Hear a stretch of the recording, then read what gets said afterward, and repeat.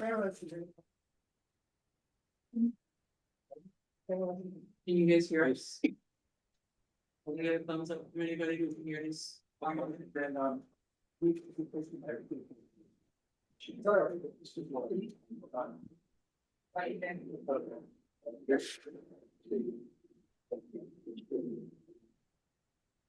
You just fold it out and then here.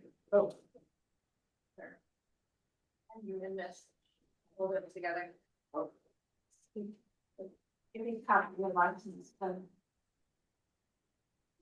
That's okay, he brought this. Oh wait, let's go ahead and get started. Do you have any changes to the agenda? Sure. I'll move to approve the agenda. Yeah. Any second? Thank you. Any opposition to moving forward?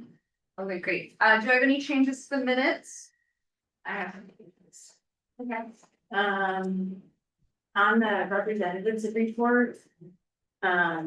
For Officer Harris, you're missing, he also, everything looks good other than you're missing the status of the parking lot simulated. And then for Mandy's update, there were ones missing the financial assistance, that's still cash fees. And then a committee to oversee Measure C.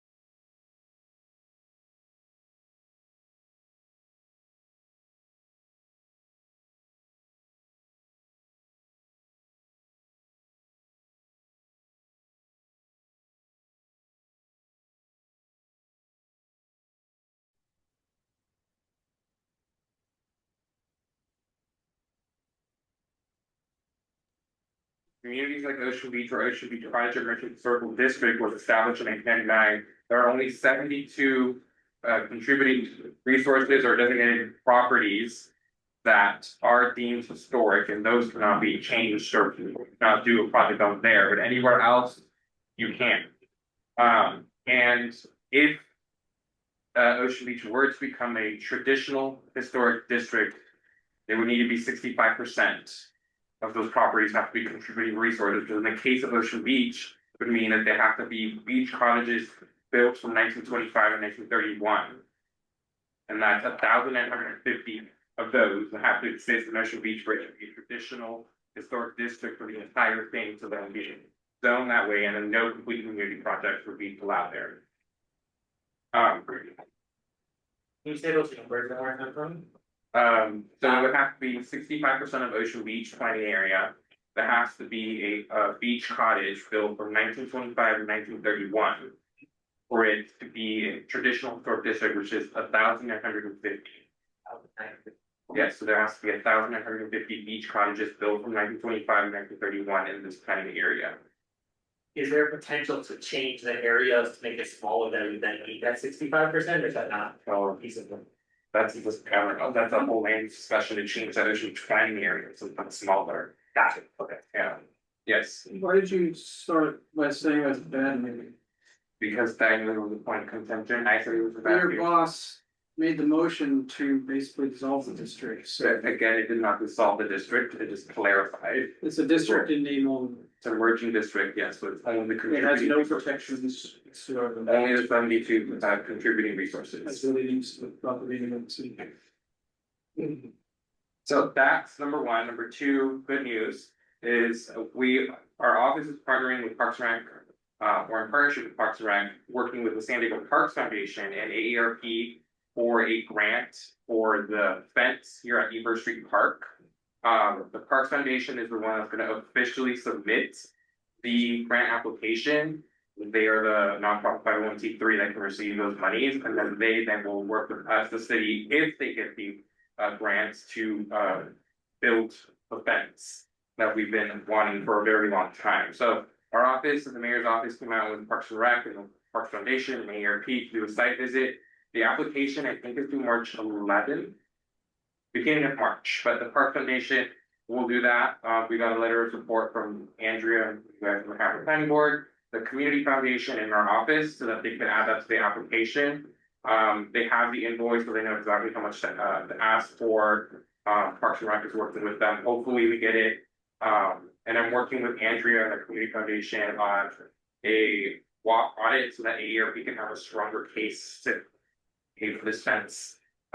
So we'll be doing that beginning of or mid-March as well. So hopefully, fingers crossed, we get that grant, get that fence.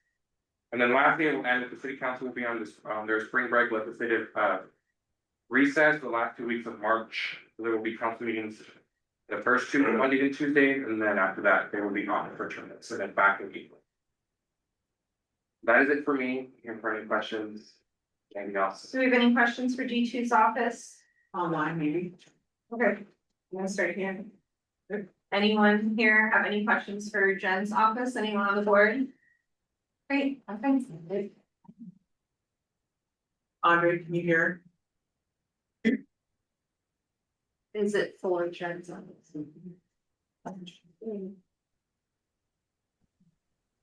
Am I unmuted? Sure. Okay, all right. Sorry, working through this with you.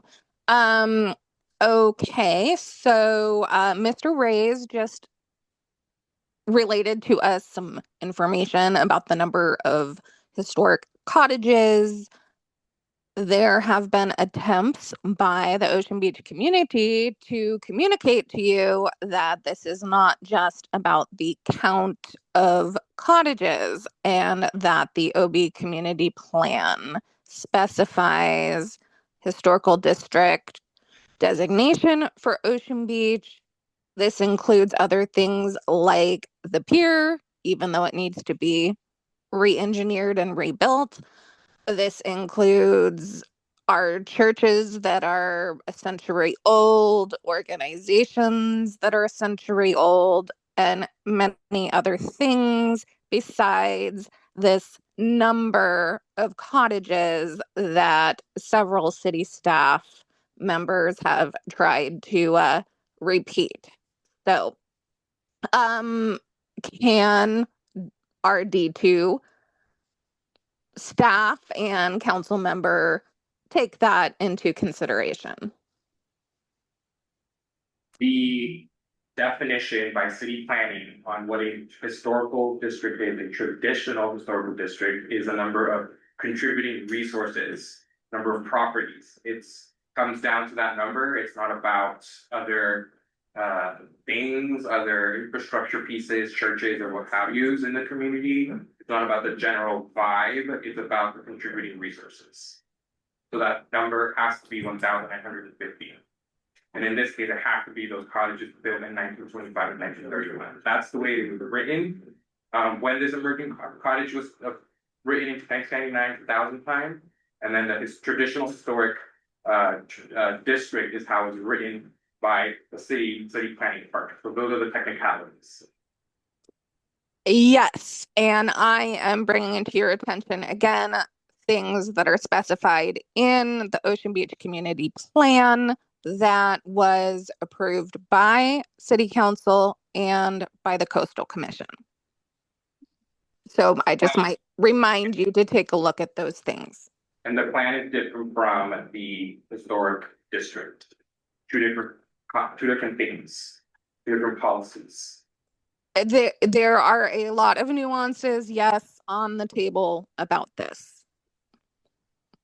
So I just wanted to bring to your attention the community plan and other things besides the cottages. Thank you, Audrey. Kevin, did you say, or did you? Yeah, I guess maybe a question for staff, but it sounds like we need to sort of reinvent the historic district that we have currently, which may involve a different boundary. It may involve different resources. Some of these historic districts have like a 50-year time span of the context statement, I think it's called, whereas ours is very narrow and very limiting.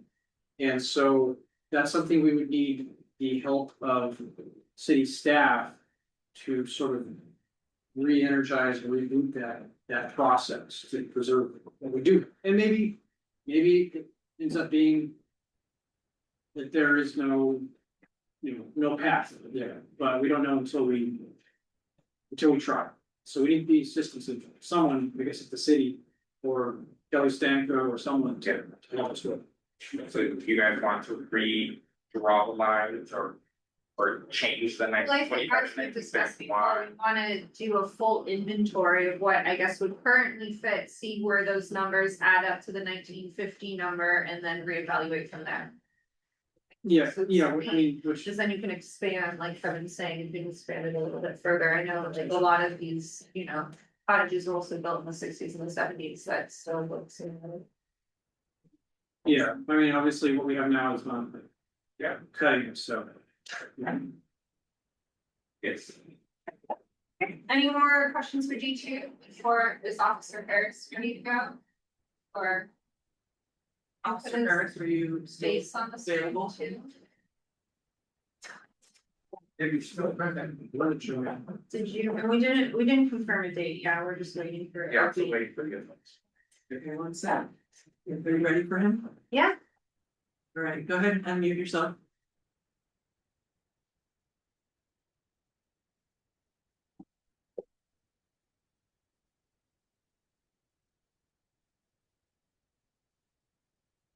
Jake. Oh, hi there. Hi.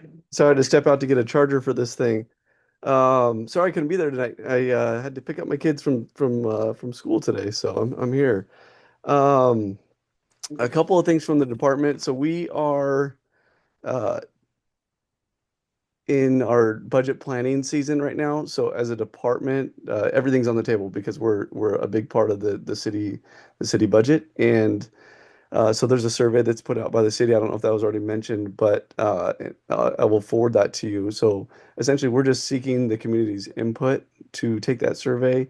It's from what I hear, it's rather generic. It's kind of steering in the way, hey, how do you want funds allocated for the next fiscal year, which will be coming up this summer. But there is a section for notes, so we're asking for any comments. If you guys can take, I hear it takes 3 minutes total. I'm gonna do it myself. But that's what I guess essentially what the department's asking for. There's cuts across the board, and we are not exempt from it. So we just feel that our services are we're already kind of bare bones, so we're asking for any kind of support that we can just to keep ourselves afloat. So we don't want to cut back on services. We need cops out there. I want cops to show up when I call them, and I'd hope you guys feel the same. So that's there, but then also I guess I'm going to be joining it's kind of a stakeholders roundtable essentially on 5000 Newport. We're starting up next week. Will be our first little roundtable, geared more towards Wednesday night issues that we're dealing with in that 5000 block. So a lot of the bar owners, restaurant, and other business owners in that area will be sitting down to basically hash it out. The issues are more than what the police can handle. But then we're trying to come to some resolve. So that's kind of new for Ocean Beach. And then we're working on traffic calming issues on Sunset Cliffs in Osprey right now. So that's in the works a little bit. I'm still putting that speed trailer out in a few locations. So you'll see that thing bouncing around. We are trying to put together traffic studies and implement, justify um, the need for added enforcement in selective locations. So that's kind of it in a nutshell, but I know there's more going on around the city. It was a rough day in Ocean Beach for us. We had a couple of rough calls today that really took emotionally rough calls today in Ocean Beach that just took it out of officers. So if you did call, there was an extended period of time of wait for some folks, but it's because officers they need time to just emotionally these things were draining. So I don't want to get into the details and spread the trauma, but that's what we dealt with today. But any questions from anybody? Yes, can you please repeat what day the roundtable would be? Say that again. Can you please repeat what day that roundtable would be? My volume is maybe I can't quite hear you. A round table. Can you repeat what date the roundtable? Oh, so we're gonna meet on the 9th, so Monday the 9th. We're gonna meet over at the OBMA. At the where? Main Street Association, it's on Yeah. Bacon. 1868 Bacon.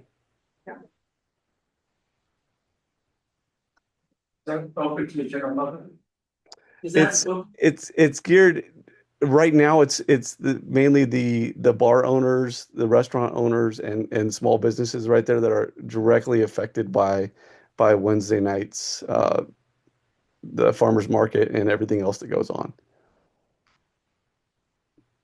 Great, any other questions for Officer Harris from Western Division?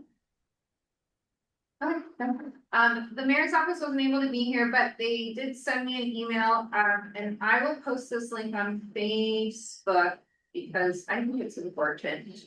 The mayor is launching a resident budget survey to gather the opinions about the FY 27 budget, which begins on July 1st. So if you have a couple minutes, please do go. Again, we'll post it on our Facebook, but it's sandiego.gov/budget survey. And just take a couple minutes to say what your priorities are. Like Officer Harris says, no department's going to be spared from cuts this season. So the more you advocate for what you don't want cut, the less likely it will be to get cut. So we'll post that to our Facebook, but if you have a couple seconds, that would be great. That was the mayor's office update. No one else is here? Okay, cool. We'll roll into non-agenda public comment. Do I have any non-agenda public comment? Any online, Tracy? None that I see. Okay, great. Well, then we'll go right into our first. Oh, okay. Okay, I just wanted to thank everybody on the board for just the stewardship, Ocean Beach and being great civilians and doing everything you can. I decided not to run again for the next year, so the two my last meeting, and you all have been just so nice to me and put in so much of our community and work well put into it, and just from each and every one of you. So thank you so much, friends. I really appreciate it here. And I hope to stay in good standing and maybe be back in the near future. That's nice. Yeah, thanks for joining us. All right, anyone else? Great, let's go to our first project then.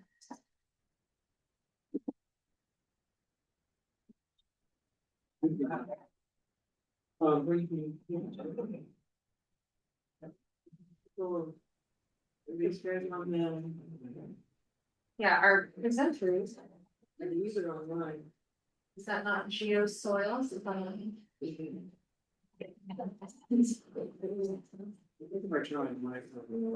I think bad things will happen. Just talk to Mike. Yeah. So, Can we turn the volume up? I'm gonna. Let me quickly summarize, with the agenda item here. So my name is Kevin Hastings, sorry it was late, I chaired the PRC and we saw this project in November. It was November, this is 1521 Oceanfront Street, it's on the corner of Bermuda. It's actually multiple properties there, and basically it's a seawall repair and there's some other site work that's going on as well, in addition to some work in the right of way. The PRC voted 2-1 to recommend the approval of the project as it stands. And the applicant. Are you guys, who's presenting the project today? Can you turn up your volume? Bob. Bob, Yeah. Bob Tretton, can you hear me? Yeah, we can. So you should have the ability to screen share, or I could put documents up, it's up to you. You can put it on, while I do a quick introduction of the item. Good evening, everybody. My name is Bob Tretton, and I'm representing the applicant, who is the owner, Sparkly Hall, who is also here waving tonight. And she resides at 4837 Bermuda. Also with us is John Franklin, our geotechnical engineer for the project, and John Niven, our civil engineer and the project contractor. So if you have questions, we have the technical consultants here to provide responses. Basically, we've been through the committee. We've been through a couple of city reviews. This is really a seawall that is referenced in your community plan in the last update as the model for the types of seawalls you would like to see when a seawall becomes necessary. I know we were pretty proud of it, the way it was constructed. However, it was undercut to a certain extent across about 110 feet because of the absence of sand and some heavy winter storms. And we are coming in with pretty much a maintenance repair project where we're just going to lower the foundation approximately 3 feet below the existing level to -4 feet.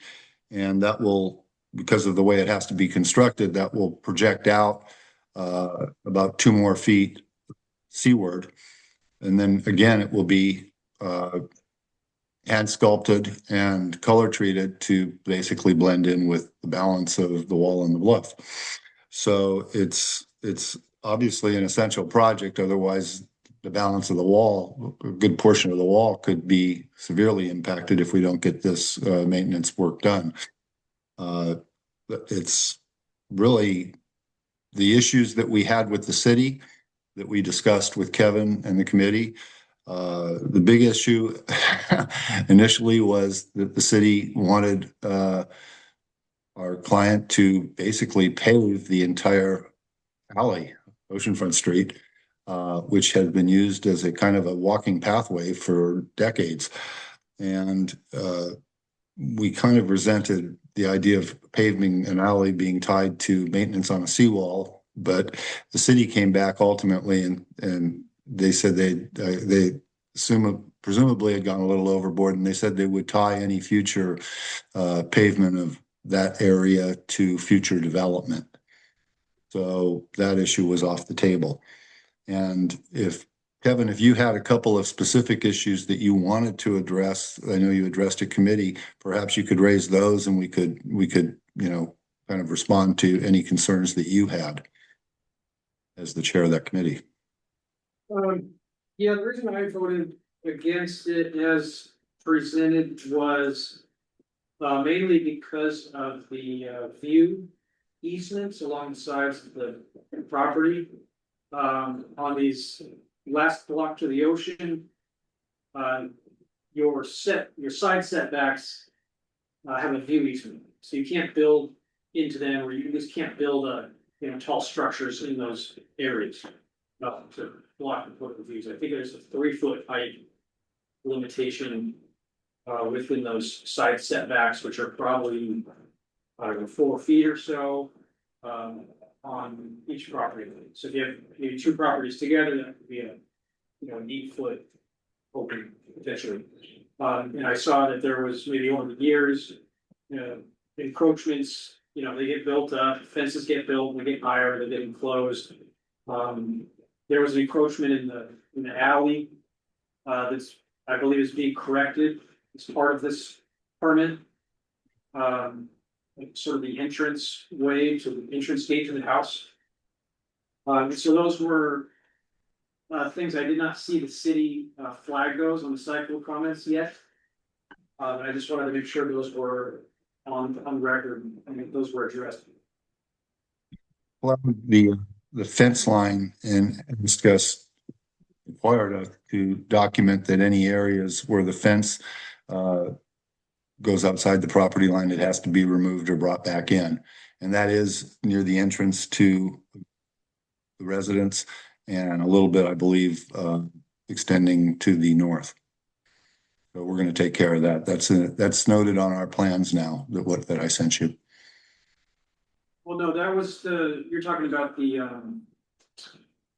I'm actually pulling open. You can see my screen, right?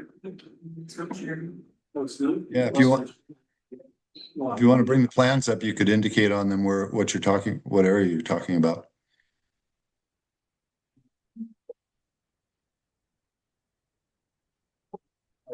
I'm sharing my screen with you now. Yeah, This is the dirt alley. There's like an apartment building there. And then so you had sort of in this corner, the city had flagged some encroachments into the right of way there. Sort of the entrance to the property. And then there was also the one in Bermuda, obviously. So the ones I was referring to are, and essentially the code sections. Your side yard setbacks that extend from Oceanfront Street to the bluff. In parallel on the edges of your property lines, that's where those view easements apply.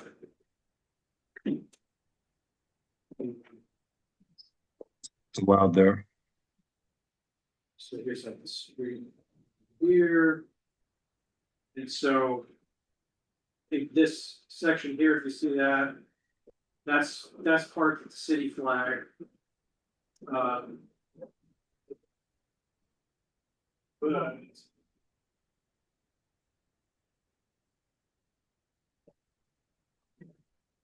So essentially between these houses here.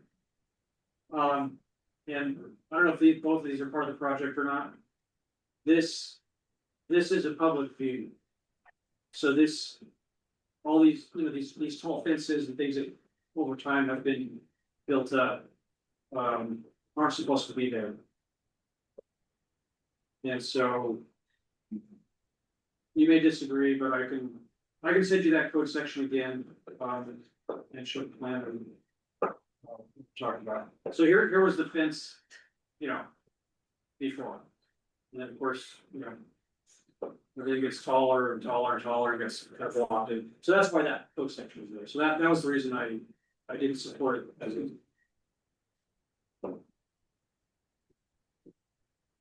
Any other board questions before I go to public questions and comments?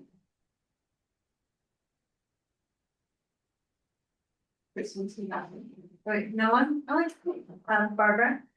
Just wanted to say that we're neighbors and we're here in favor of something instead of an opposition, so reasonable, but we're trying to do. I think our best is the precious books. Or fix our project books, so we don't. I don't know, down and that gets here. I think it's really a trust. The location you are well. Right, do I have any other comments? Yeah, hi, Tom Cook, Stir Fire Foundation, San Diego County Chapter. I had sent you a letter with some of our concerns about the project. Figured I'd come see you guys in person. Basically just to summarize the letter. Well, first of all, at San Diego Chapter Surfrider, we advocate for coastal resilient projects and for beach access. So that's kind of where we're coming from when we comment on these things.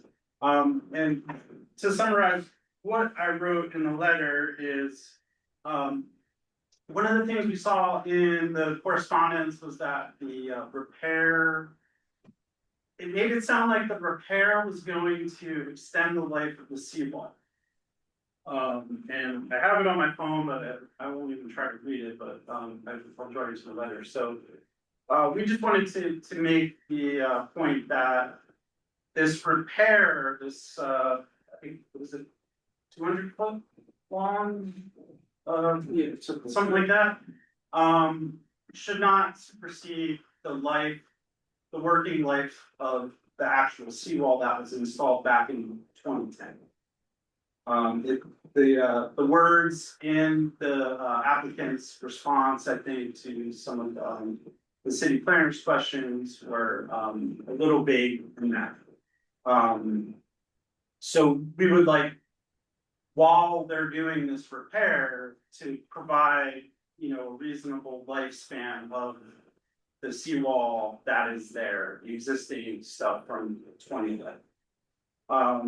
We also think that the stability study should be done. They kind of punted that, saying it wasn't really going to change anything the way the project does.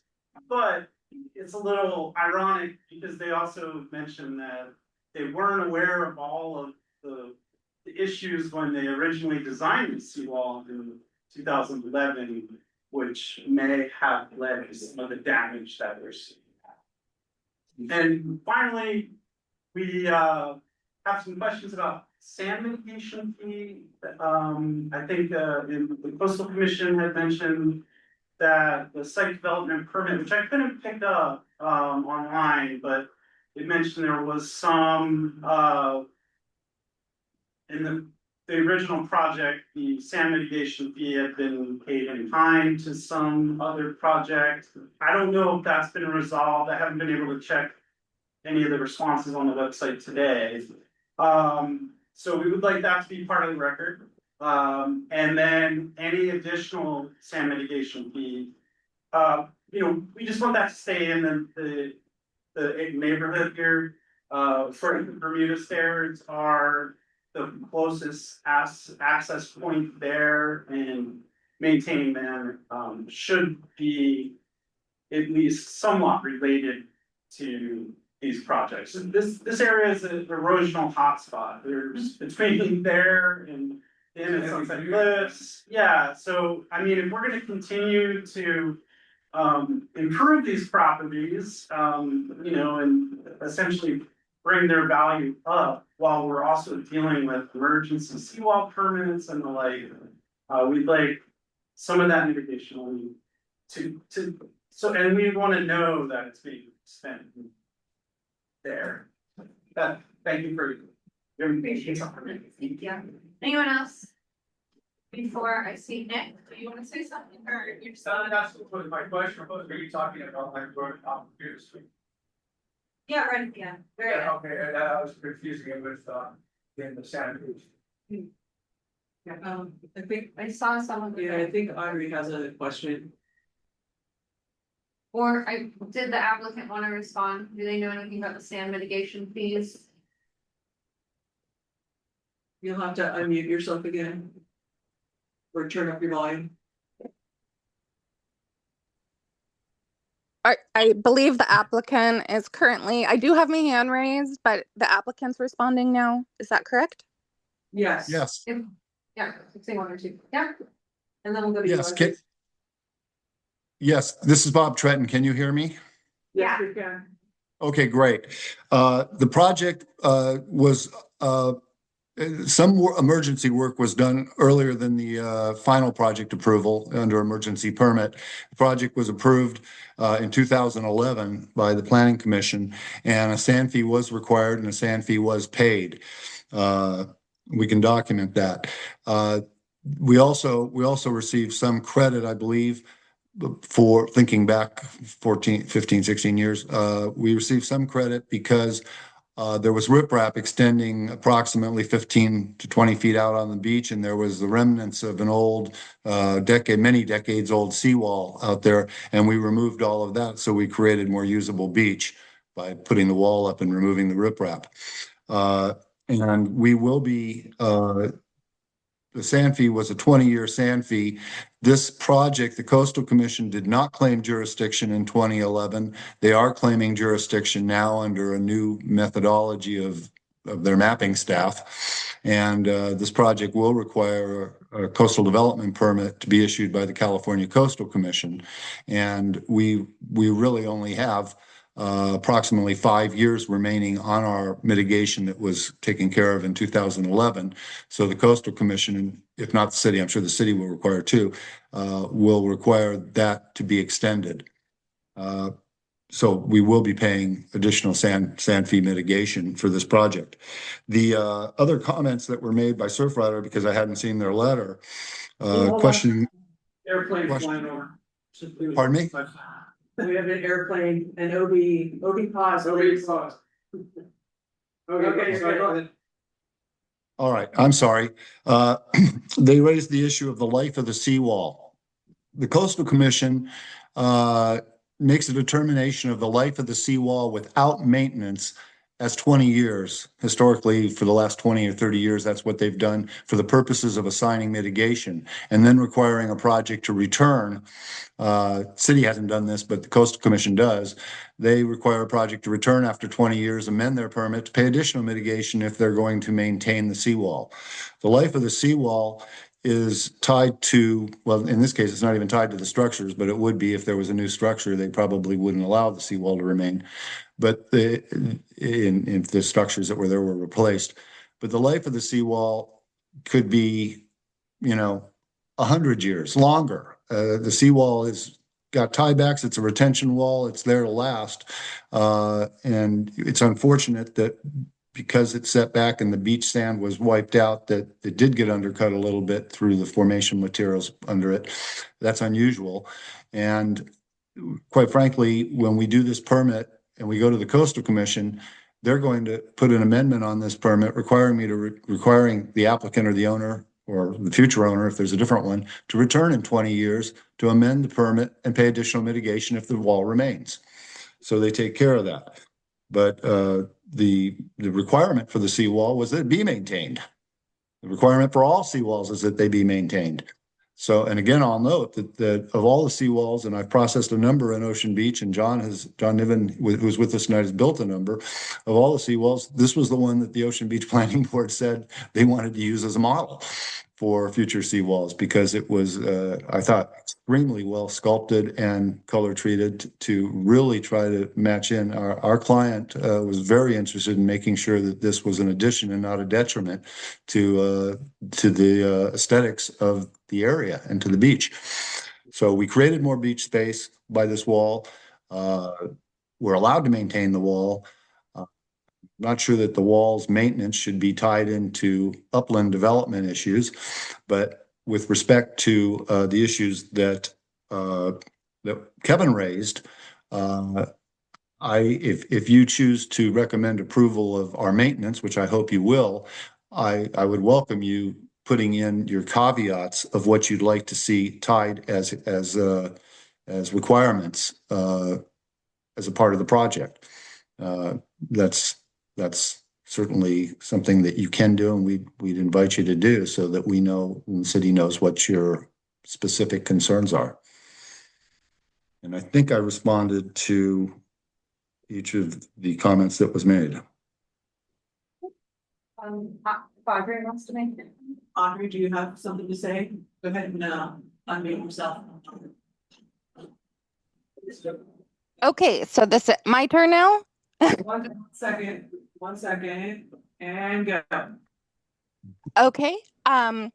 Yes. Now, my question is mainly in regard to the current requests about the dirt alley, and I'm curious if all parties are informed of how the dirt alleys, technically in the peninsula area, are managed. And of course, things like easements would come into play here. But so, for example, the dirt alley that runs from Adair Street all the way down to Ladera, the dirt alleys that run up from Devonshire, pretty much straight up to Gazoo, straight up to Santa Barbara. So also questions about why the apartment building with about a dozen units and the business there, the restaurant that uses the alley here over at Oceanfront, why all of these other parties are not being involved in this request for pavement. And my final thought and suggestion is the possibility that the dirt actually helps when it rains and becomes muddy, and to some degree helps naturally with drainage. So if it is paved, this could change all existing current drainage. So this could also be a situation to explore some nature-based solutions with plants and the existing dirt. So that was my only question, not about the engineering and ocean front details. That's it. Thank you. Can I jump in real quick? So you may have missed earlier, the city, has removed the alley paving component from the requirements on the applicant. I am curious though, if they asked for a bond towards that future improvement or not? Can you answer that as well as? Did I address your concerns, Audrey, about the alley paving? It's basically not gonna happen as part of this, but maybe at some point in the future, there may be a CIP project for them too. Oh, thank you. I was not up to date apparently on what had happened, but does seem that like that conversation might continue, and there are many other dirt alleys down the cliffs and up to Santa Barbara for comparison, and like I mentioned, the possibility of nature-based solutions and utilizing the dirt that is there. So thank you for that update, Kevin. And I'm not trying to be stealth. Everybody knows me. Actually, I didn't have my login, and I am Meredith Holton, and so everybody on this call knows me. On briefly. Thank you. Thank you. That's it. I'm signing off. Excellent. Where should you guys go? Does the applicant have a response to that? Yeah, just a quick response. I wanted to make sure that, because they didn't really, in our most recent assessment letter that I sent you, if you'd have to compare it to the first assessment letter to know where they're talking about the alley. But comment number 00091 says, referring to previous cycle issues 45, 46, and 47. Those are the alley issues. That's on page 4 of 9. And it says, informational only. The public improvements mentioned in these comments, the alley and associated drainage, will need to be addressed during any future redevelopment of this site. These improvements are not required as part of the current permit. My only comment on that, and it kind of pertains to what Audrey just said, what Meredith just said, is that usually when you have pavement improvement projects, it's not tied to one house. It's tied to the block and everybody who benefits from it. So it seems kind of odd that the city would first odd that they would take it and make it an try to apply it to a seawall repair project, but also if there was a new house built at 1425 or something, to me it seems immensely unfair that the city would then say that one owner of that lot is now responsible for the entire alley. But we'll deal with that issue someday if it ever comes up, I guess. But usually what I've seen cities do is they do an assessment district that everybody who benefits from it contributes to it to the percentage that they benefit. That's my only comment. Thank you. Well, if you don't remember when Anthony was redoing his, the city let him pay for all the purpose. Yeah, but they didn't hit actually the whole block, right? It sounds like Yeah. something GSD would do. I'm not. I just think it's weird that like you're doing a wall. And then they. And then they're asking for the alley, which, you know, but I don't know, I think it's weird. I mean, I think that alley is a hot mess. And it's, like, even some of the pictures Kevin was scrolling through, I was like, ew.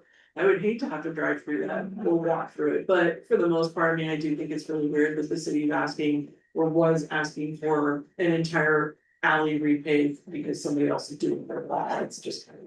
It's like I'm replacing my door and I have to replace the sidewalk at the same time, I mean, it's just weird. Any other board discussion or I just have a more quick questions? question. Yeah, I Chris. didn't see if the applicant can explain what page on the site will come, I didn't see the resolution to the alley, I'm taking the word for it, but I didn't see the. I looked at it, but One comment. It was on there, Chris, and then it disappeared in the newer version of the. That's what I mean, I didn't see it, so I'd like to confirm that. The part that he's referring to though, I'm trying to pull it up. Go ahead, Trent. The project issues report, comment number 0091 refers back to the previous cycle issues, which you also have. 45, 46, and 47 from the previous cycle issues were the alley issues. And it says they're not going to be required.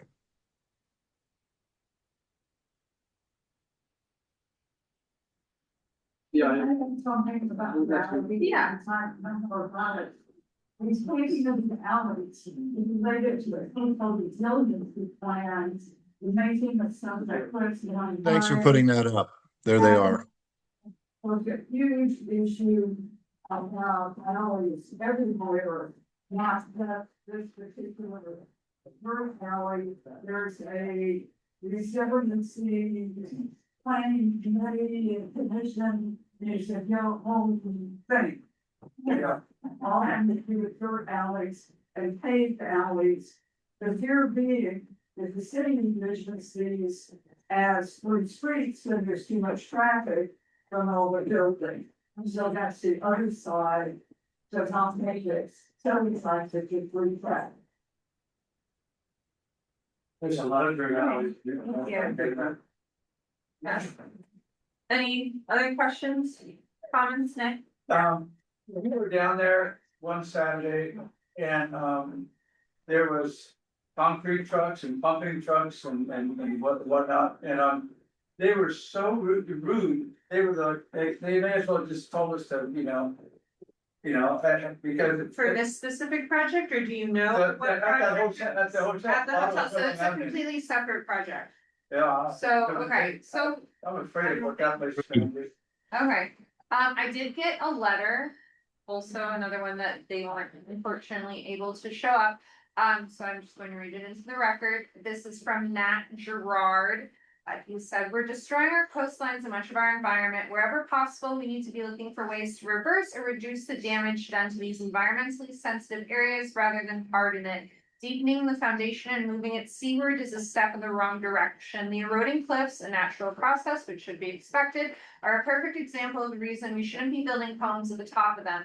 Not only are the homes now in areas of risk, but their weight speeds the erosion. Fortifying the seawall is the wrong solution to private homes built on land which should be public. As sea level rises, as weather events become more extreme and more frequent, this solution is going to become unsustainable." Yeah, and that was just an email that wanted to be submitted on the public record. I'm happy to forward that to you, Chris, so you can easily find it. Yeah. Any more comments, questions, discussions? Does anyone have a motion? Yeah, Kevin? I mean, I don't like seawalls, but they tie them to the life of the structure. And they're never gonna go away, because that structure's never gonna go away, unless it falls into the sea someday. Cause they didn't take care of the seawall. The interesting thing about this is there is no structure on the middle lot.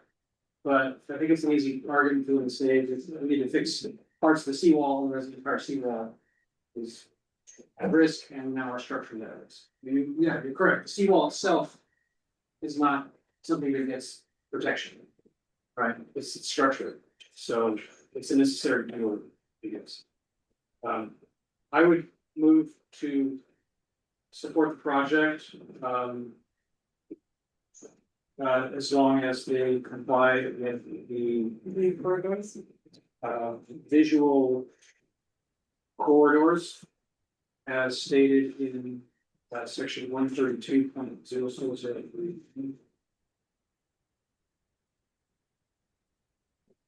Do I have a second? Okay, a second.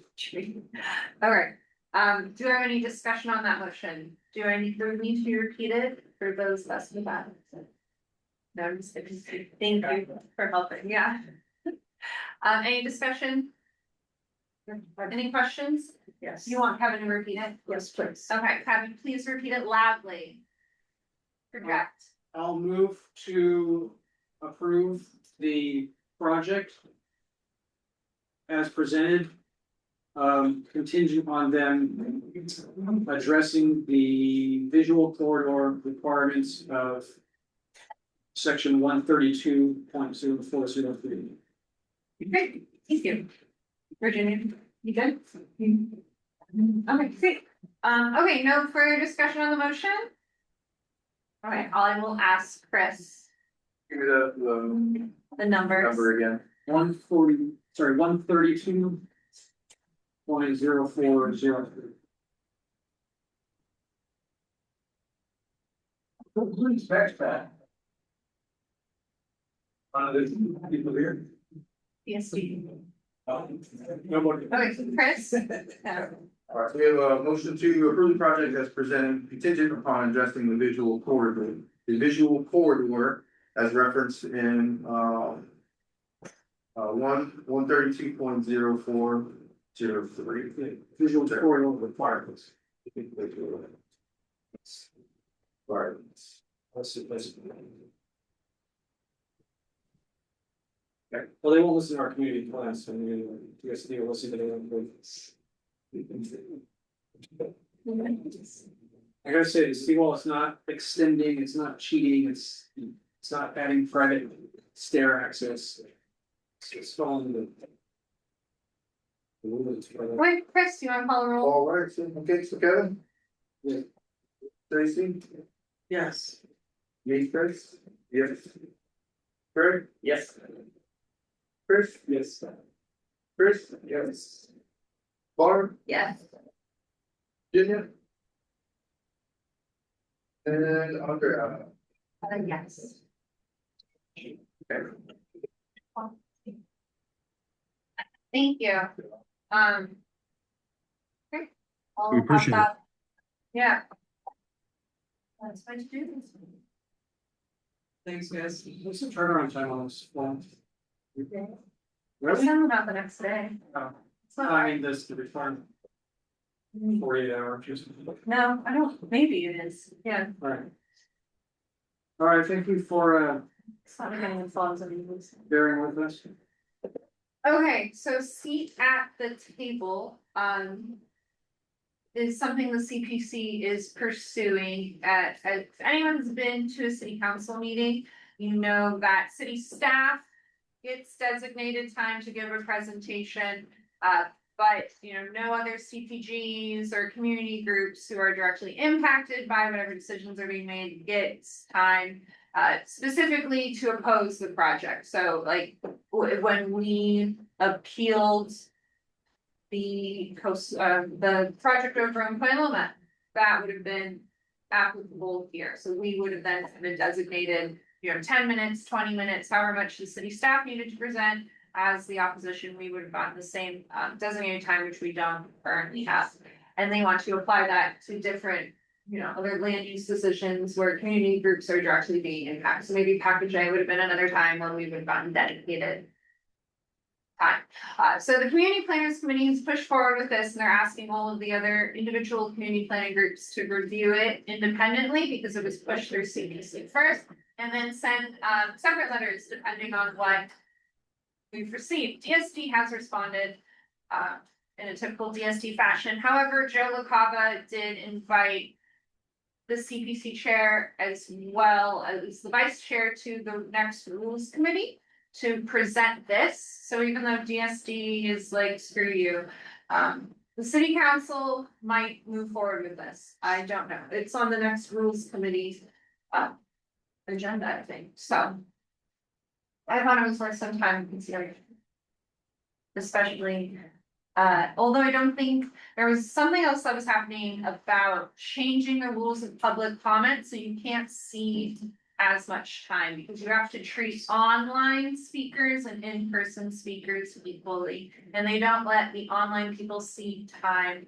I think that rule has kind of died by the wayside, I don't think they're pursuing it further, but that would, make this even more important, because then community members, only get a minute to speak in each individually. So it's harder to make a strong argument if you only have a minute to speak by yourself. I've never got more than a minute. I Well, mean, if there's a controversial issue. It's back to the day, yeah. yeah, It's back in the day, yeah, but I'm looking one minute, but now it's going to. Yeah. okay, so, You said DSD was opposed to this? yeah, I sent both letters out, yeah, DSD doesn't. Yes, you basically said it's already fair, you Yeah. already all get equal time. Mhm. But DSD And- isn't the decision maker here, so. I gotta say, Yeah, I might agree with that. Maybe alarmed to hear, but. So I went back and I looked at some of the, I mean, I've been to city council, I don't know how many times, planning commission committees. I've never been to a hearing officer here. So a hearing officer is the one process two. that weighs in on I don't even know if they have a hearing for process two, I think process three higher. Well, an Process two appeal, is- if you appeal process two, it goes to hearing. Yeah, so process two is staff, I don't even. Process three, they have a little conference room right about this big. And Walter will be in there, maybe some voters to be there, kind of like this.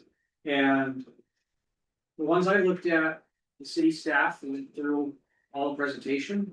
And everyone in the audience, whether it was an applicant or a neighbor, was relegated to that 1 minute time slots. They weren't granting, even the applicant was granting presentation, which I thought was crazy. Now, when we've been to planning commission, which is where some projects end up with their appeal, the 20-unit one on Clinton Avenue. That one, the appellant who brought the appeal was given, I think, 10 minutes of a time slot, and then the applicant was given 10 minutes after the two was given 10 minutes. And that all followed, of course, the city staff presentation saying, you guys are idiots. Somebody wrong. So that was an example of equal time. But then I went back to the dog beach ramp, which And we had to cede time to ourselves. we, Yeah. as a board, filed an appeal. You presented on that. And a couple of us were there. We were all held to 1 minute slots, plus seating. And then the city, of course, got to drone on and go back and forth. So I don't even know what the policy is now because it's not consistent. Yeah. Right. In the response from the city talked about two time frames, right? It said that after discussion of the chair, you could have up to, I think, 10 minutes or maybe longer if the chair wants it, I suppose. But then there was also some comment about, as long as you had a certain number of presenters there, you could present up to a 15-minute presentation, right? So I take it that means you need 5 people there, right? People with each person with 3 minutes, and then you could present 15 minutes. So that's what they're saying is, I mean, per the letter, that's what they're saying already exists. I don't know whether or not they follow it, right, or case they follow, but I don't know that. You do, but you don't get. If you're there to talk about the fact that the sky is blue, we might get 3 minutes, there's some controversy in the crowd.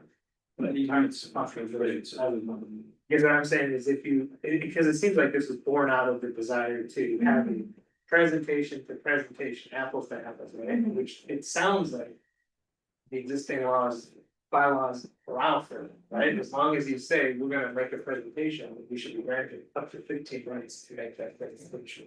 Either that from the order president. Yeah, there wouldn't be necessarily a group there on every issue. Wanted to issue it. Or getting something that. So the CPC's letter basically is. It kind of, it mentioned projects, but it wasn't specific to projects, it was issues in general. So for example, the, So it'd be like so they want equal time for a code update. yeah, so that would be a citywide thing. And that- why would CPC? So the CPC would be maybe given a time slot, but they're not really going up against an applicant, they're sort of going up against city staff. That's the people they disagree with. So that's, to me, that's where the balance is. And so, at least Lois with DSD, she said, we have jurisdiction over the hearing officer variance for projects and the planning commission. And that's, and we run these by here, so it's fair. I was thinking. Okay. So I don't know, I support the gist of the letter, but I think there's more to it, I guess. You wanna put more in it, or you want more specificity? No, now you're gonna ask me to write the letter. So. But, yeah, it sucks, you go out there and you've gotta you got Airbnb paying people $100 in a hotel room to come down, cause they got big bucks, they're buying the bucks in the democratic process, you can't easily do that. So it might be a matter of 3 people from CBC or board, or even one person that was getting without the time zone to be made. Tracy, do you wanna say something? Yeah, I have 2 kind of questions, points. Whatever, so it sounds to me like what they're saying is if. A group or CPG or the planners. Have an idea that they're gonna they wanna give a presentation, they want to support or not support a project. Then if that is requested of the chair. Early enough, then they will. Likely, maybe, who knows, if, whichever way the wind blows that day, they may actually grant a seat at the table, but it has to be. Planned and, requested, right? So it sounds like that's a simple thing, like if we all know that we're going to contest something. Then maybe we should have a little bit more of a plan than showing up on the day and saying, hey, anybody wanna see time this? Because that doesn't really sound like we have a complete planned presentation ready to go. It sounds like kind of a mishmash of, hey, we're trying to throw this together at the last minute, right? And whoever can show up, yay, right? But also. We're supposed to be, CPGs are supposed to be part of the city planning process. And they have continued to sideline the CPGs by taking away more and more of our say and our powers and. Our recommendations, like they keep saying that we are an integral part of the process, but yet they keep taking that process away. So I kind of. I'm all for planning ahead and bringing something to a chair and saying, hey, we'd like to present this and we would like to have, 10 minutes or 15 minutes of your time. But I think the city needs to decide, are we part of the process or are we not? Are we literally just, 16 members of the public that get together and commiserate every month and talk about shit that we're angry about and then try to get a consensus together at the city council meetings and get 15 minutes of time? Or are we actually part of the city's process? And that I think is really important to designate and for them to actually, tell us. It would really go a long way to show how much they really care about what we have to say. Are you saying that the current rules allow for discretion of the chair? That's what the letter is saying, is that if. From CBC or from DSI? From CPC. Oh. Yeah, whoever, DSD is saying. looking at the projects, whoever's looking at the projects and doing the committee meetings and the hearings. They're the ones that would have to approve a CPG coming before and giving a speech. Yeah, I think that would be a fair ask. I don't think that the seat at the table idea is a bad idea at all, and I think that just having the possibility of being out there and being able to do that. is better than being just completely shut down by the DSD person who basically sent us a blow off letter saying, well, these are the rules and tough. Right? So, I mean, I think having that opportunity and having that option, if the CPGs are prepared for a 15 or 10 minute speech, then that, I don't see a problem with that being allowed or granted. And it should be part of the process. We should be part of the process. Again. Chris, do you have anything to say?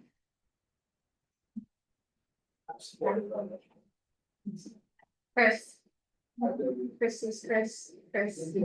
Chris. I mean, I think I'm aligning for Tracy saying at least part of it, in that.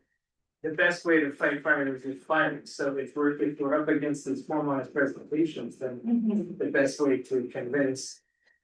The decision makers is to have an organized presentation at their home. I just think if the bylaws allow for that, great, that's what we should do. I think that's much more organized than like 1 minute. Even if you have 60 people in the room, and I've seen that work too, by the way, you can be at a building until 11 PM and everybody gives to 11 to come.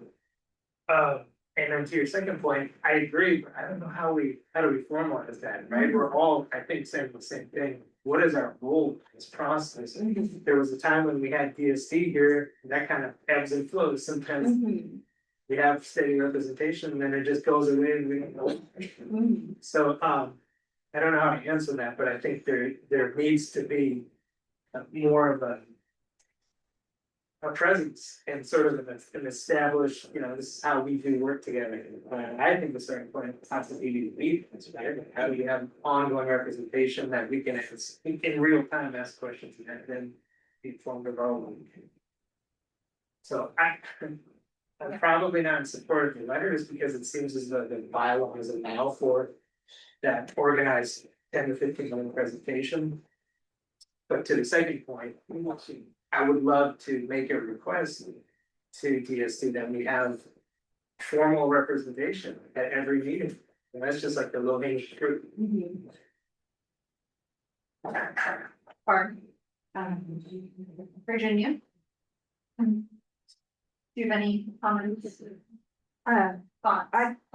is very well, presented here, makes sense. Would this still allow for the individual community members to make comments? Yeah.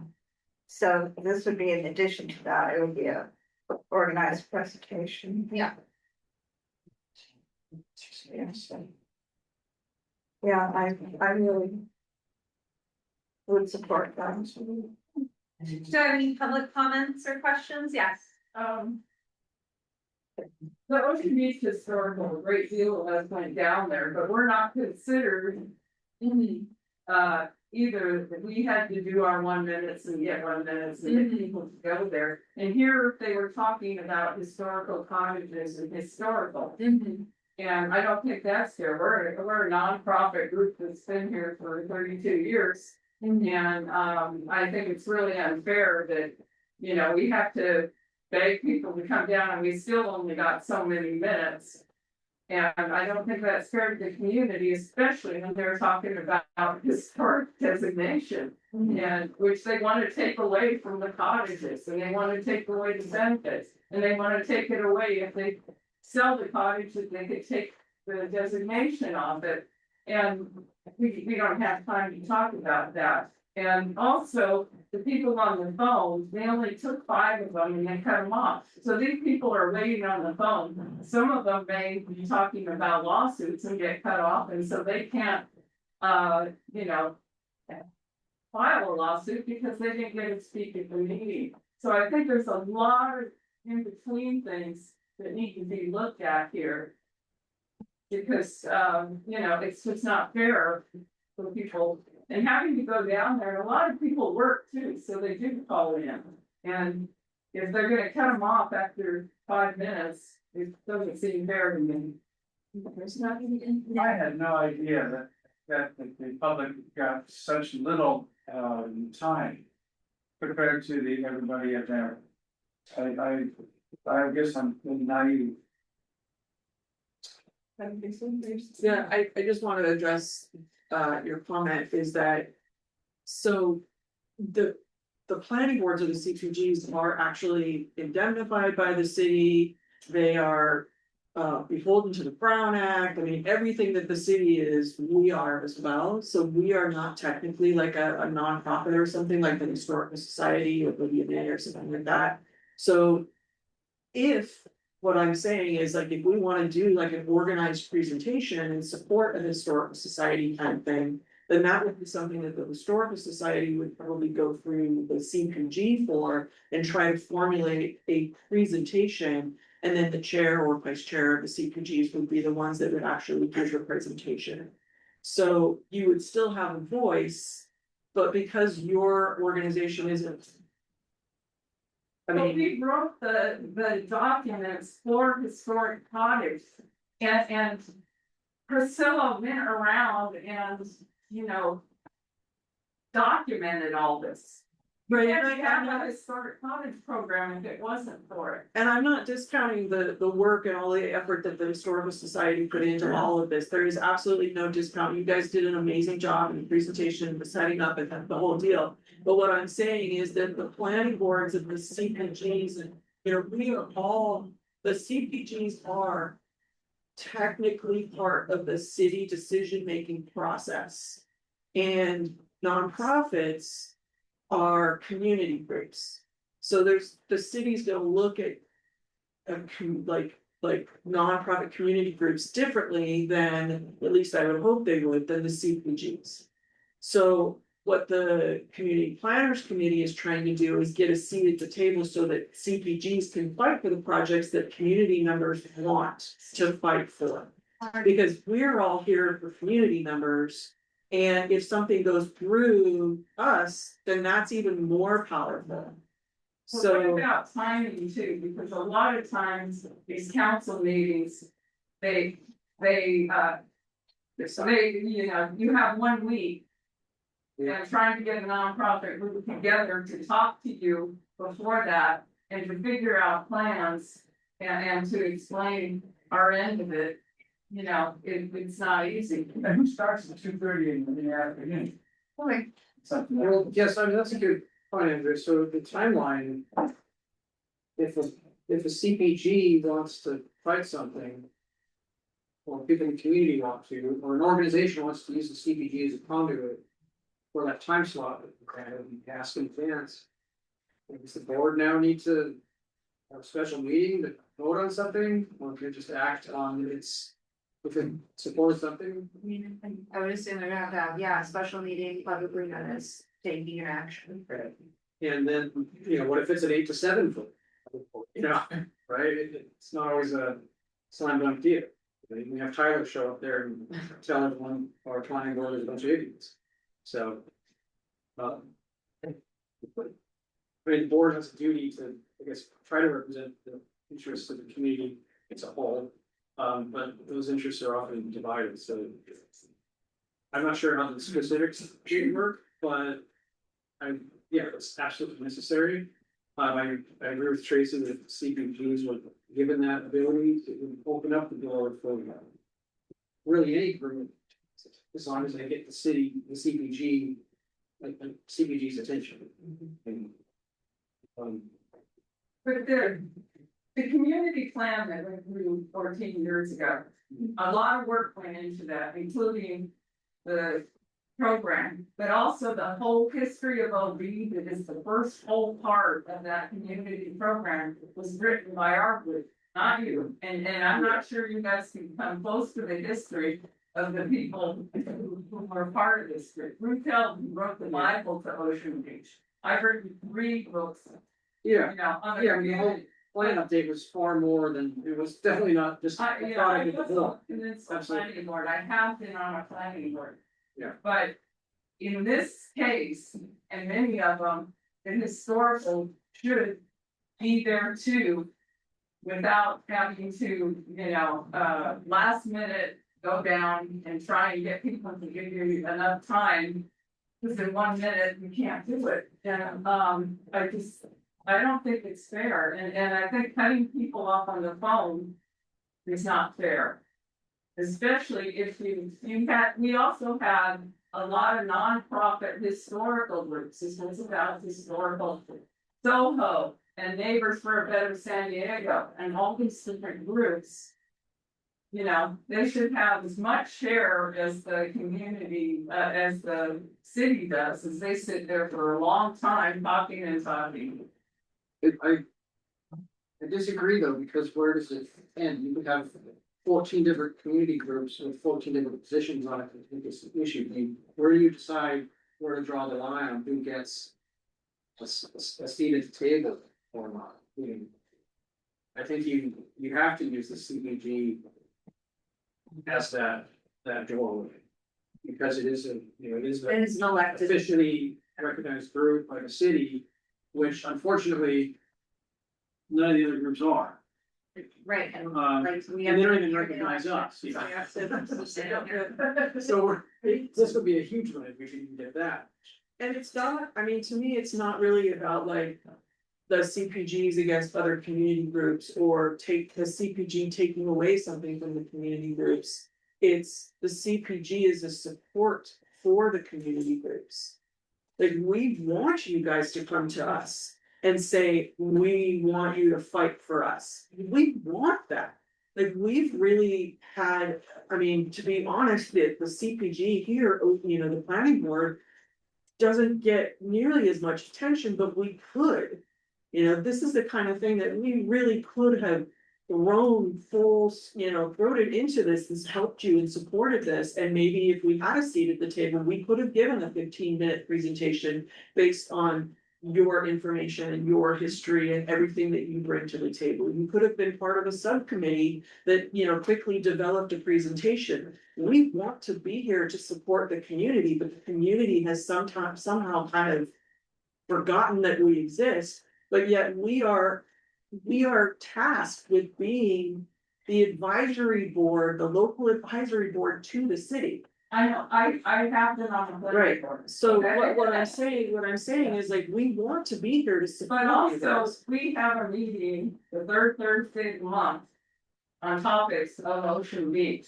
And we also, when there's meetings coming up, we talk about it. We also have the archives. We also have newspapers that can log in and find out information in 2030. Yes, it would be great for you to join us. So when there's talking about historic cottages, you can know what we've done and we can know what you've done. I agree. But I don't see you guys coming to us. I rarely see any of you other than Virginia that comes to our meetings. That comes to our functions. So. Well, I think what we're saying, add them to a bunch, but what Tracy, I think what you were saying is that this body should be a vehicle. This body could utilize your aims and aspirations and agenda. And that's the more effective way to go through this process. So, right, because again, can we pull up the city's response? Because that's what I was referring to a second ago. The city's basically saying you are allowed a 15-minute presentation. So if we came to the, like in the case of this, or That's through seating only. sorry, Only through seating time. or chair discretion, I don't know, look down further, there was 2 timelines, but I guess what I'm saying is. The way you want to effectively accomplish the change is to utilize this body, right? So otherwise, this is an interesting dynamic because I picked up a little bit, almost an adversarial tone at the last meeting where we're actually here in support of the historical. No, I was more frustrated by the time. I'm not saying you personally, I think, because I was trying to bring. What do we talk about and what is our role and what is the ask of this body? And anyway, that it is what it is. We're kind of talking in hindsight now, but I think looking ahead, utilizing this body, it would be the most effective way to have a voice at the table. And so I think the question here is, do we have that already, or are we asking for something more specific than no voice? You want it. So what does this say? So the last paragraph is allowed any organized presentation, second sentence, any organized presentation regardless of affiliation is allowed for up to 15 minutes and requires a requisite number of individuals. So again, I interpret that to mean 5 individuals if everyone got up to 3 minutes. To presenting the hearing, no individual organization is authorized to speak beyond blah, blah, blah, blah, blah. So that I read that as saying, if you've got an organized presentation, you are automatically allowed 15 minutes. If you have 15 If you have people, 15 people. if you have 15, I interpret that as 5 people. It's 15. No, it's. Okay, so. It's, you never get 3 minutes. Yeah, it's like 1 minute. So where did I see the 3 minutes? It says 1 to It's 3. C, it says maximum of 3 It's minutes. kind of like your taxes may go down. They have Okay, three minutes accounts, so But it they. won't. So then that's a good. It's almost always. All right, no, but that's a good clarifying point, because I think it's reasonable to say, if you got 5 people together and half those people are gonna put PowerPoint together, then you've got 15 minutes. Its interpretation is, no, you need 15 people to do 15-minute presentation, that's not busy. So then we should just clarify, and maybe the ask is that simple. We can accept the terms of the bylaws, but let's make sure your CDC is following their rules that says up to 3 minutes. I think we just clarify in an instance where we want to present as a voice for the community, no more than 5 members shall be required for a 15-minute. I agree, asking in advance so they can. I'm just trying to work with their system, right? Clearly, they can't actually respond. Right, but how do we want to effectively do this? Because it's gonna come up again, right? This body is gonna have an opportunity, someone's gonna come from the Right, community. and like and I say, was saying, I mean, so we're gonna, I guess CPC is gonna go in front of the rules committee the next time that it's available, and they just want, you know, as many CPG letters before then. So Saying in how they support feel. of this request. Yes, in support of the request, and, you know, any way you would like to support the request or not support. And it. I do support it, I'm just trying to think, how do we realistically take what are the current bylaws and navigate through that? And I don't think we're that far off. You say that, Right? No, I mean, I can't reform. in spirit, We're very we support this, and we actually will work further. We take a big swing first, this is a big swing, Mhm. I would support that, you know. Yeah, and CPC is saying, CPGs and CPC, the citywide issue should get an allocated time slot, a period, whether it's one person there. Okay. Yeah. Right, Ely Slow is saying you get 0 other than 1 minute per head, like a balloon. Back to the historical society, so our board has the ability to form an ad hoc subcommittee on anything. And that ad hoc committee can include any Members of the public. member of the public As long as that there's less than. is like this or works in OB, I think that was one of the requirements. And so we have flexibility to work with other groups, even just. I could see this, it doesn't mean Andrew is gonna be up there speaking for 10 minutes, it could be you. Right, as a committee member. You don't have to join the board to do that. So the board is very flexible, and then of course you guys are flexible in that you're not subject to the Brown Act. You can meet whenever you want. Yeah. You can be at someone's house and whisper in each other's ears, we can't do any of that. Everything we do has to be in a public meeting. So I think it would be hard to try to broaden, I think it's already a big ask, and they're close to Boston. So asking for even more than other groups, so surf riders, or whoever else. There's a lot. I bring up something? I think I did mention. Okay. I mean, you guys do have power, pretty much every permit has to come before you. Nope. Advisor for. Well, I mean, any project I've been involved with, there's always the stipulation that it must get the sign off that it's coming from the community planning. Or infrastructure, big infrastructure projects, yes. But development and things like that, no, they can just sideline us, you know. so I'm not advocating for this, but what if you just refuse to hear this? I skip us. They can revoke our status.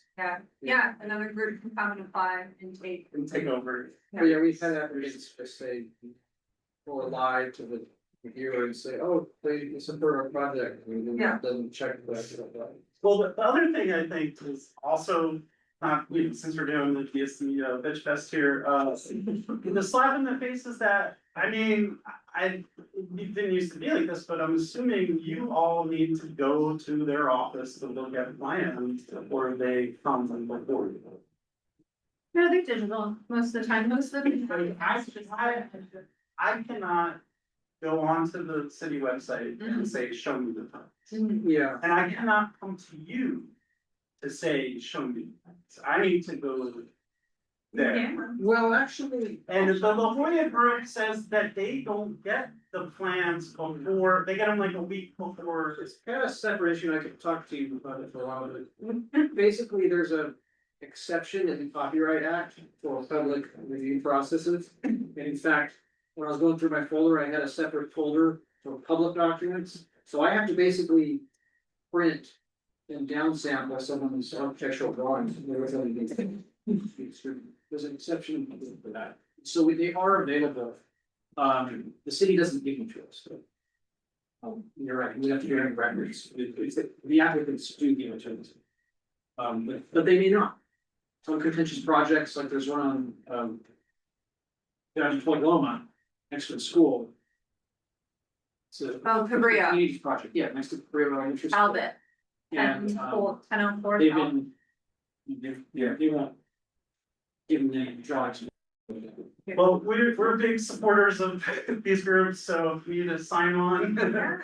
I love Reach out. I love your passive like. I'm like, oh, if you don't like it, then just don't go. It's like, okay, but you just push us aside, so, but I love it, thank Do you. I have any motion for this? Are we gonna do? Are we? Yeah. I'd like to just shoot big and say yes. That's the to-do list.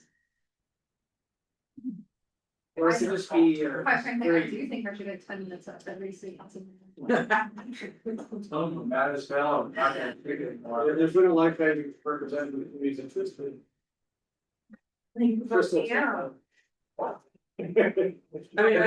what I was gonna say a minute ago, with your comment, I mean, we do have power, right, because if you have them stand in front of the city council at DSP and you say, I'm representing the planning board. And the Then community. the assumption is you're representing the voice of the community, so, yeah, I mean, I think we all agree, so I'm a supporter.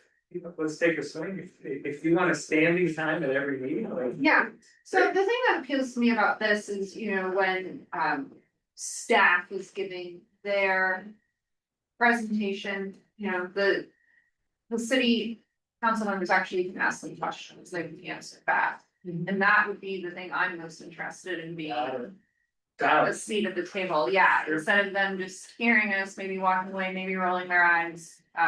But actually having that ability, because they can't, ask just random testimony with any questions or follow-ups. But if you have a set presentation, then they can ask questions. And That's huge, that's huge. I'm 100% in favor of shooting for this, like, full, whatever this, yeah. And then we can negotiate it down, Yeah, sure. Okay, So, you have a motion? yeah, so, I mean, what we were talking about is, I totally agree with you, we're talking about city staff versus. Planning board. Yeah. CPC, whereas this letter is kind of talking about.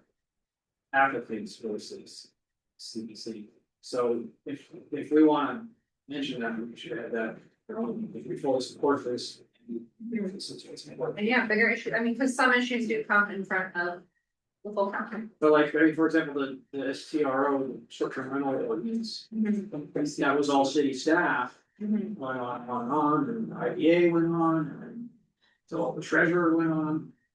That was the applicants, so it was the. Yeah. Does that? And I mean, for clarity, like if there is something citywide like that, like the STR ordinance, would that fall under the CPC to represent? I think Because it would be instead of impossible it, to yeah, have all to the be planning like, groups give given 10 15 minutes minutes, each, right? so impacted by short-term vacation. Actually, who presented that? It was Jen Campbell's staff. So like, just like the vacation home tax, John Rivera's staff. I mean, I think They did get 1 minute. Yeah. Time. I think the letter actually mentions that if it's like citywide, then CPC would handle it, and if it was specific to the planning area, it would be that specific to CPG. Okay. So, I mean, We wanna- CPG does not take positions. I'll make a motion. Okay, Chris. I heard that sigh. I motion to support the letter as written. Great, thank you. Tracy is a second, fantastic. Do I have any discussion or questions on the motion? I would just like to say, just add. During the amendment that we, our letter of support, that we include language on. Providing equal time as. City staff. Okay, Or in our council presentation. yeah, okay. Is that that? Yeah. Oh, sorry, I'm not sure. Yes. Awesome. Okay, Chris, you wanna call the roll? Okay, so maybe, so right now, I just have to include the letter as written. Including language on equal time of city staff or council staff presentations. Equal time. For city staff. City staff, council staff.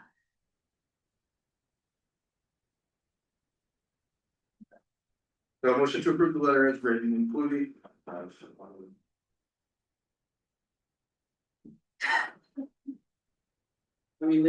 Right now, they basically present our position Kind of, yeah. and then tell us why or why. Yeah. Same breath. And then it's like this is why we disagree. And they do that during the plan check process. This is how to why it's just, no, Yeah, step off. right. That's wrong.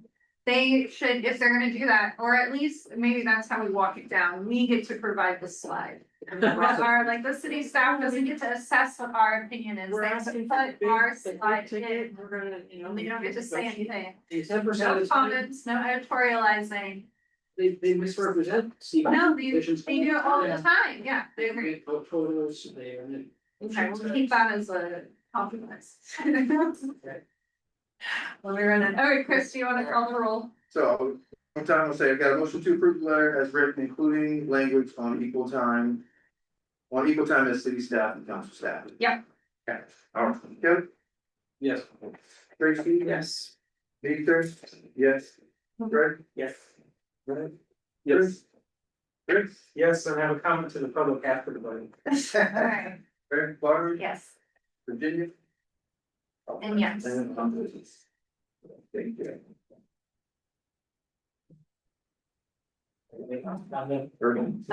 Sure, yeah, liaison. Go Oh, for it. no, I'm just. Oh, yeah, I'm just, on the last time, I was just gonna say to the public, you can always come to this board and request a letter of support, right? Yeah. That's the.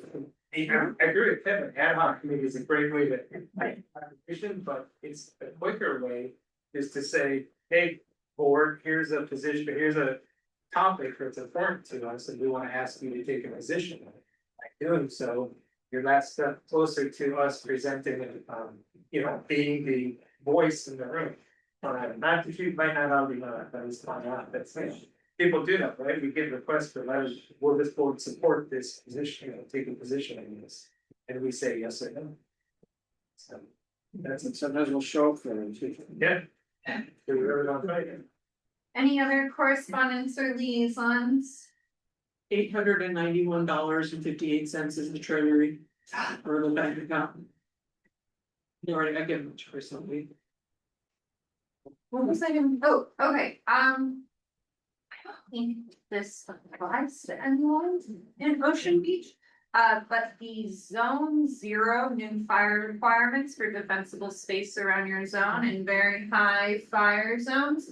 The city is going on, they wanna do a lot more community presentations, so I think we're gonna work with the Peninsula Planning Board as well as the Point Loma Association and put one on for Point Loma. We don't have a time or date for that yet, but if you are interested in the 0. Whatever it is, defensible space new mandate when you're in the high fire and hazard zones, hopefully we'll put together a community conversation about it. Hopefully with the fire chief and some other staff to help you comply within the next year, I guess. Well, I don't think you're in very high fire zones. No, but like most of Point Loma is, like all of the wooded area and everything, like all of that is high fire. Yeah. They have much bigger lots with nothing like. Yeah. So. And the canyons, We have a lot of anything buildings that's like blocked anything that in. abuts to a canyon too, I think is considered a high fire zone, because when it's dry, just to be. Okay, I'm looking at what else happened. I don't know, that's it, I don't have anything else, Arts and culture, yeah. all those that applied for grants are now going through the review process, interview process, and it's happening this month. And then second item, parking, Balboa Park, I'm sure it's sort of update there, but the Arts and Culture Commission requested a presentation from city folks to explain the new laws before they went out, and it didn't go over well at all. I think they gave us an update on that, so we take a little bit of credit. Or at least one of my fellow commissioners said, see, we had a little bit of part in changing this, so whatever, I'm glad to see some progress today. And I'm unrelated to Arts and Culture Commission, I mentioned at the last meeting that OBE is going through the site development process, right, to improve the facilities. And I incorrectly said the meeting was this month, it's actually April. So I'll tell you, we'll see. Oh, it's great. Awesome. And Anything else? voting elections. We'll announce tomorrow. Online voting is still open until midnight, Yep, so. so Unvoted. still register. for- Right, So announce tomorrow, seat in April. yep. Great, okay. Meeting adjourned at 7:38. Election.